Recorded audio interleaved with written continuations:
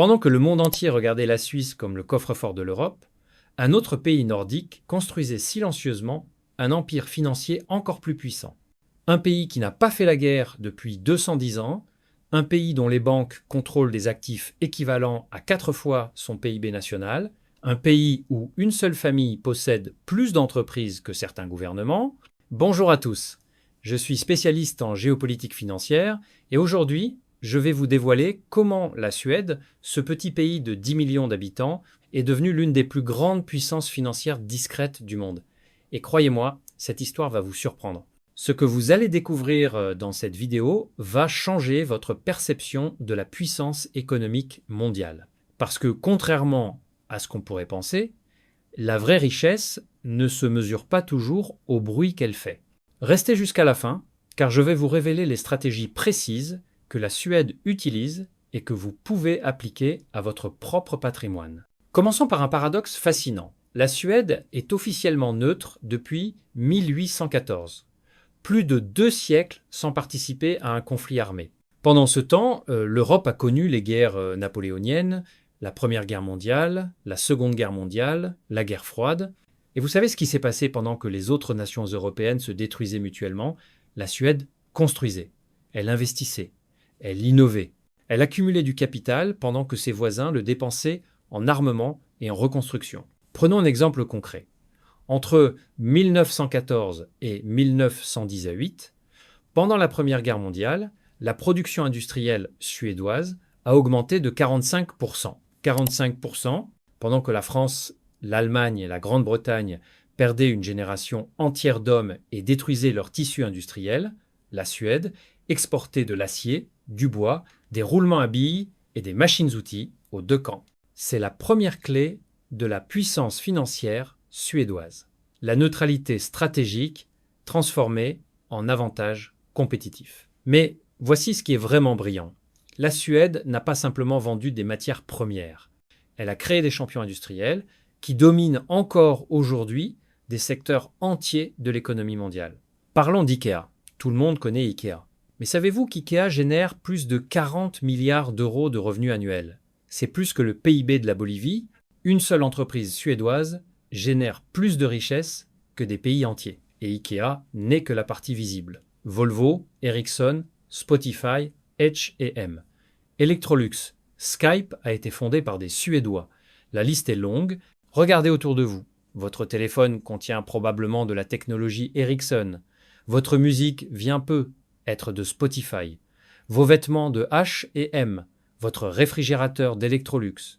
Et voici le détail que personne ne remarque. Toutes ces entreprises ont été créées ou se sont développées pendant ou juste après les grandes guerres mondiales. Ce n'est pas une coïncidence, c'est une stratégie. Maintenant, laissez-moi vous parler de la famille Wallenberg. Si vous ne connaissez pas ce nom, vous devriez, parce que cette famille contrôle environ 40% de la capitalisation boursière totale de la bourse de Stockholm. 40%. Une seule famille. La famille Wallenberg contrôle des entreprises qui emploient plus de 600 000 personnes dans le monde entier. Leur holdings possède des parts significatives dans Ericsson, ABB, AstraZeneca, Saab, Electrolux et des dizaines d'autres multinationales. Mais voici ce qui rend les Wallenberg vraiment uniques. Ils ne recherchent pas la célébrité. Ils ne font pas de couverture de magazines. Ils ne lancent pas de fusées dans l'espace. Ils construisent des empires industriels solides, génération après génération, depuis plus de 150 ans. La dynastie Wallenberg a commencé en 1856 avec la création de la Stockholms Enskilda Bank. Aujourd'hui, leurs investissements touchent pratiquement tous les secteurs stratégiques de l'économie mondiale. Et vous savez ce qui est vraiment impressionnant, leur stratégie. Les Wallenberg ne cherchent pas les profits rapides. Ils pensent en termes de décennies, pas de trimestres financiers. Ils investissent dans la recherche et développement. C'est exactement l'opposé de la mentalité financière anglo-saxonne qui privilégie les résultats trimestriels. Passons maintenant au système bancaire suédois. Les 4 plus grandes banques suédoises sont Nordea, Handelsbanken, SEB et Swedbank. Ensemble, elles gèrent des actifs totaux de plus de 2000 milliards d'euros. 2000 milliards. Pour un pays de 10 millions d'habitants, c'est absolument colossal. Pour mettre ça en perspective, c'est environ 4 fois le PIB annuel de la Suède. Imaginez que vous gagnez 50 000 euros par an, mais que vous gériez des actifs de 200 000 euros. Ces banques ne se contentent pas d'opérer en Suède. Elles dominent toute la région nordique et baltique. Nordea est présente dans 10 pays, SEB opère dans 20 pays, mais voici ce qui est vraiment intéressant. Contrairement aux banques américaines ou britanniques qui ont failli s'effondrer en 2008, les banques suédoises sont sorties de la crise financière mondiale relativement indemnes. Pourquoi ? Parce qu'elles avaient appris leur leçon bien avant. En 1990, la Suède a traversé sa propre crise bancaire majeure. Le gouvernement suédois a nationalisé temporairement les banques en difficulté, nettoyé leur bilan, licencié les dirigeants responsables, puis revendu les banques au secteur privé une fois saines. Cette expérience a vacciné le système bancaire suédois. Quand la crise de 2008 est arrivée, les banques suédoises étaient prudentes, bien capitalisées et beaucoup moins exposées aux produits financiers toxiques qui ont coulé Lehman Brothers. Si cette analyse vous passionne, si vous commencez à comprendre les véritables mécanismes de la puissance financière mondiale, alors abonnez-vous à cette chaîne maintenant et activez les notifications. Parce que nous décortiquons régulièrement ces stratégies que les grandes puissances utilisent, mais dont personne ne parle. Ce qui vient ensuite est encore plus surprenant. Maintenant, parlons du modèle social suédois. Beaucoup de gens pensent que l'État-providence suédois et la réussite économique sont contradictoires. C'est complètement faux. La Suède a un taux d'imposition élevé. Le taux marginal peut atteindre 57%. Mais regardez ce que ce système produit. Une éducation gratuite de classe mondiale, des infrastructures exceptionnelles, une population extrêmement qualifiée, une corruption quasi inexistante. Tout cela crée un environnement propice aux affaires. Les entreprises suédoises bénéficient d'une main-d'œuvre hautement éduquée sans avoir à payer pour cette éducation. Le système social suédois encourage la prise de risque entrepreneuriale. Si votre start-up échoue, vous ne perdez pas votre assurance santé. Le filet de sécurité sociale permet aux entrepreneurs de prendre des risques que d'autres ne peuvent pas se permettre. C'est pourquoi la Suède produit un nombre disproportionné de licornes technologiques par habitant, Spotify, Klarna, King, le créateur de Candy Crush, Northvolt. Pour un pays de 10 millions d'habitants, c'est remarquable. Regardons maintenant la gestion des ressources naturelles. La Suède possède d'immenses forêts, des gisements de fer de haute qualité et une capacité hydroélectrique substantielle. Mais contrairement à d'autres pays riches en ressources, la Suède n'est jamais tombée dans le piège de la malédiction des ressources. Au lieu d'exporter du bois brut, la Suède a créé une industrie du papier de pointe. Tetra Pak, qui a révolutionné l'emballage alimentaire, est suédoise. Au lieu d'exporter du minerai de fer brut, elle a créé des entreprises sidérurgiques de précision. SKF fabrique des roulements à billes présents dans pratiquement toutes les machines industrielles du monde. Vous voyez le modèle ? La Suède ne vend pas de matières premières. Elle les transforme en produits à haute valeur ajoutée. Parlons maintenant de la diplomatie économique suédoise. La neutralité de la Suède lui donne un accès unique à tous les blocs géopolitiques. Pendant la guerre froide, les entreprises suédoises pouvaient commercer avec l'Est et l'Ouest. Ericsson vendait en Union soviétique, Volvo exportait aux États-Unis. Aujourd'hui, cette tradition continue. La Suède entretient d'excellentes relations avec les États-Unis, tout en commerçant activement avec la Chine. Elle fait partie de l'Union européenne, mais pas de la zone euro, ce qui lui donne une flexibilité monétaire. Cette position unique permet aux entreprises suédoises d'opérer dans des marchés où d'autres pays sont persona non grata. C'est un avantage compétitif énorme. Abordons le système de retraite suédois. En 1994, la Suède a créé un système mixte où une partie des cotisations est investie sur les marchés financiers. Cela a créé des fonds de pension gigantesques.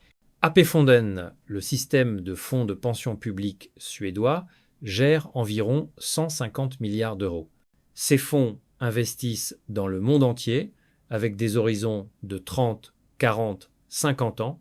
Ils ne paniquent pas lors des crises. Ils peuvent acheter quand tout le monde vend. Cette approche patiente du capital est une autre raison de la puissance financière suédoise. Ils ne jouent pas le même jeu que Wall Street. Parlons d'innovation technologique. La Suède investit environ 3,4% de son PIB en recherche et développement. C'est l'un des taux les plus élevés au monde. dépassant même les États-Unis. Cet investissement produit des résultats concrets. La Suède est à la pointe dans plusieurs domaines. Les télécommunications avec Ericsson et la 5G. La musique en streaming avec Spotify. Les paiements numériques avec Klarna. Les batteries avec Northvolt, qui construit les plus grandes usines de batteries d'Europe. La culture suédoise valorise l'ingénierie et l'innovation. Les enfants suédois apprennent à coder dès l'école primaire. Les universités comme le KTH sont des pépinières de talents. Cette combinaison de capital patient, d'investissement en R&D et de culture de l'innovation crée un écosystème technologique extrêmement puissant. Maintenant, parlons de transparence. La Suède a l'un des taux de corruption les plus bas au monde. Cette transparence n'est pas qu'une question de moralité, c'est un avantage économique massif. Quand la corruption est faible, les entreprises n'ont pas besoin de payer des pots de vin. Les contrats sont respectés. Le coût de faire des affaires diminue considérablement. La Suède a une tradition unique appelée offentlighetsprincipen, le principe de publicité. Presque tous les documents gouvernementaux sont publics. Cette transparence crée une pression sociale pour l'honnêteté. Cette confiance sociale a aussi un impact sur le système financier. Les Suédois utilisent massivement les paiements électroniques. La Suède est en passe de devenir la première société sans argent liquide. Cette digitalisation réduit les coûts de transaction et facilite le commerce. Abordons la question énergétique. La Suède a décarbonisé son économie bien avant que ce soit à la mode. Aujourd'hui, plus de 50% de l'énergie suédoise provient de sources renouvelables. Le nucléaire fournit environ 35% supplémentaires. Cela signifie que l'industrie suédoise fonctionne avec de l'électricité parmi les moins chères et les plus propres d'Europe. Pendant que les concurrents allemands ou français dépensent des milliards pour verdir leur production, les entreprises suédoises peuvent investir cet argent dans l'innovation. SSAB développe même de l'acier produit sans charbon, uniquement avec de l'hydrogène vert. Si cette technologie fonctionne à grande échelle, la Suède dominera la production d'acier vert, un marché qui vaudra des centaines de milliards. Parlons d'éducation et de capital humain. L'éducation suédoise est gratuite, de la maternelle jusqu'au doctorat. Les étudiants universitaires reçoivent même une allocation. Le résultat est une population extrêmement éduquée avec très peu de dettes étudiantes. Comparez ça aux États-Unis, où la dette étudiante dépasse 1700 milliards de dollars, les jeunes Suédois peuvent prendre des risques, créer des entreprises, investir dans leur avenir, sans être écrasés par la dette. De plus, la Suède investit dans la formation continue. Les adultes peuvent retourner étudier avec le soutien de l'État. Cette culture de l'apprentissage permanent crée une main-d'œuvre adaptable. Synthétisons maintenant. La puissance financière suédoise repose sur 7 piliers interconnectés. Premier pilier, la neutralité stratégique. 210 ans sans guerre permettent l'accumulation de capital. Deuxième pilier, les champions industriels familiaux, comme les Wallenberg qui pensent en génération. Troisième pilier, un système bancaire prudent qui a appris de ses erreurs. Quatrième pilier, un modèle social qui finance l'éducation et l'innovation. Cinquième pilier, la transformation des ressources en produits à haute valeur ajoutée. Sixième pilier, une diplomatie économique qui donne accès à tous les marchés. Septième pilier, une culture de transparence et d'innovation à long terme. Ces 7 piliers se renforcent mutuellement. La neutralité permet l'accumulation de capital. Le capital finance l'éducation. L'éducation produit des entrepreneurs. Les entrepreneurs créent des champions industriels. Et le cycle continue, génération après génération. Mais voici la vraie question. Est-ce que ce modèle est reproductible partiellement? La neutralité politique est unique. Mais certains éléments sont universels. Investir massivement dans l'éducation. Penser à long terme. Maintenir un système transparent. Encourager l'innovation. Transformer les ressources en produits de haute valeur. Ces principes peuvent s'appliquer partout. Et à votre niveau personnel, vous pouvez adopter la mentalité suédoise. Privilégiez les investissements à long terme, investissez dans votre éducation, construisez un patrimoine diversifié, pensez en décennies, pas en années. Voilà.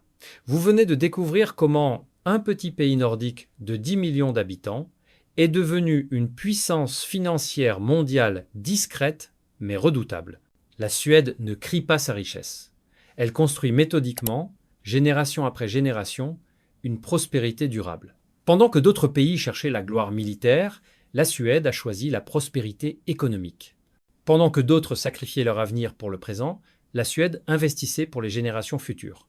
Le résultat, un pays qui pèse bien au-dessus de sa taille sur la scène économique mondiale.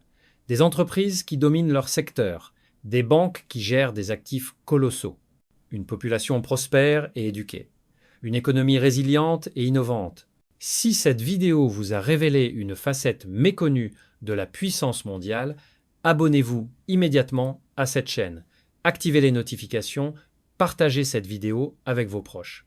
Dans la prochaine vidéo, je vous montrerai comment Singapour a créé un modèle encore plus impressionnant en partant de rien il y a 60 ans. Laissez-moi en commentaire quel pays vous souhaitez que j'analyse ensuite, la Norvège et son fonds souverain, la Suisse et son système bancaire, les Pays-Bas et leur domination commerciale. Merci de m'avoir suivi jusqu'au bout. Rappelez-vous, la vraie puissance financière n'est pas toujours la plus visible. Parfois, les loups les plus dangereux sont ceux qui ne hurlent pas. La Suède en est la preuve vivante. À très bientôt.